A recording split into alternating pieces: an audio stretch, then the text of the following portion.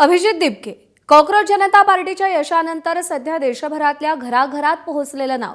मात्र आता हे युवा नेतृत्व आपल्या सोबत असावं यासाठी दोन्ही शिवसेनांची रस्सीखेच सुरू झाली आहे। उद्धव ठाकरेंनी सगळ्यात पहिल्यांदा याची सुरुवात केली। दिपकेंच्या आंदोलनात ठाकरेंनी भेट तर दिलीच, अगदी रामरक्षा आंदोलनातही दिपकेंचा उल्लेख केला। मुंबईसह राज्यात ठाकरेंच्या सेनेनं दिपकेंच्या समर्थनार्थ आंदोलनही केली।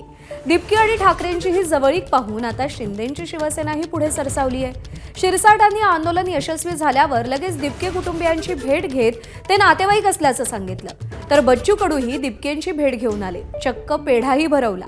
दरम्यान आता ठाकरेंचे बडे नेते खैरेही दिपकेंच्या घरी भेट देऊन आलेले आहेत। एबीपी माझा, उघडा डोळे बघा नीट।